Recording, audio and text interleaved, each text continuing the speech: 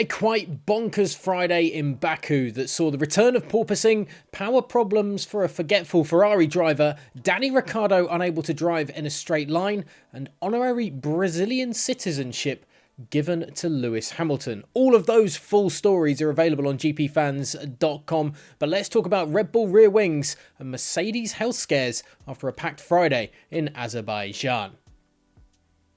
After Friday's sessions that saw Sergio Perez topping the timing charts in FP1 and FP2 fall to Ferrari's Charles Leclerc a fraction of a second ahead of Perez and Max Verstappen, Red Bull confirmed that their rivals had already logged complaints with the FIA about the Dutch drivers flapping DRS from FP1.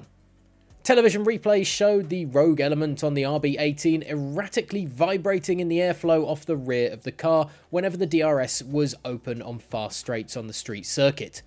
Red Bull's team principal Christian Horner noted that after the session that the team was looking to fix what seemed to be a problem rather than an attempt to skirt around Formula One's strict regulations, while also telling reporters that the team was aware of complaints made by Red Bull's rivals on the pit wall. Many suggested that Verstappen could be running a lightweight version of the RB18 wing in an attempt to reduce the weight of the car for better performance, with Horner saying, "Weight is always a critical factor and you are obviously chasing that all over the car, but there was a difference between the cars. We just need to look at the setup of it and the rigidity of it, and hopefully we can get on top of it." Verstappen was delayed for his running in FP2 due to changes to that rear wing and still finished behind his teammate despite Red Bull insisting it was detrimental to the Dutch driver in FP1. Elsewhere, Mercedes are worried about the health of their drivers, or at least their drivers are worried about their health, with Lewis Hamilton complaining of back pains after his W13 suffered from violent porpoising on both of Friday's sessions. The issue has reared its ugly head again for many teams this weekend, but Mercedes seem to be hit by it harder than others, with Hamilton over 1.5 seconds off Charles Leclerc in FP2, and the Englishman left complaining of back issues at the end of the day. "I'll get by, a bit sore. We're hitting some serious speeds at the end here, and it's bouncing a lot," said the 7-time world champion. "We tried something experimental on my car, and it didn't feel that great, to be honest." His teammate George Russell also spoke about the health impact of the bouncing, saying that F1 may be forced to hold conversations about the current era of the cars if health issues continue to be a problem. "I don't know what the future holds for this era of cars, but I can see us running like this for the next 4 years, so for all of us, conversations will be needed as we're all in the same boat."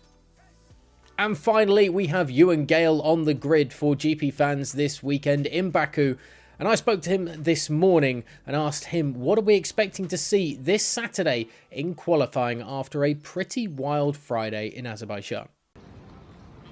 Hello, it's Ewan Gale again in Baku, and we're here on qualifying day.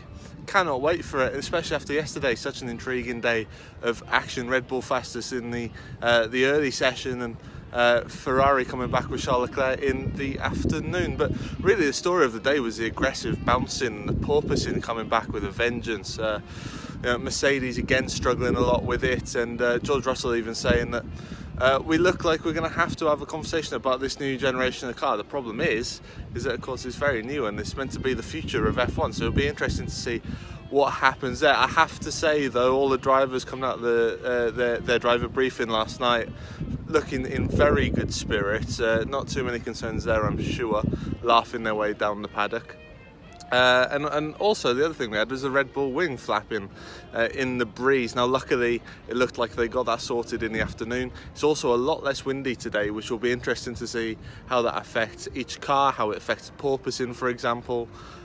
It's also switched direction slightly. It's now a headwind down the start finish straight, not a crosswind, so that should make it even easier for drivers. So it's interesting. If it's still windy, you've got to fancy the guys that were fast yesterday. And yeah, very interestingly, when it cooled down in the afternoon yesterday, that's when Ferrari really found their pace. So qualifying's at the same time as practice was last night. So perhaps Ferrari's slight favourites at the moment for qualifying. As ever, keep up to date with everything going on at the Azerbaijan Grand Prix with GPFans, gpfans.com, and at GPFans Global on social media. A big thanks to Ewan. You can follow all of his musings and the rest of the writing team as well on gpfans.com across the remainder of the Azerbaijan Grand Prix weekend. And of course, hit subscribe down below to stay with us here at GP Fans. Your comments are always welcome in the comments section below. And of course, on our new Discord server as well. The link is in the description of this video to join the conversation with fans and of course ourselves here at GP Fans.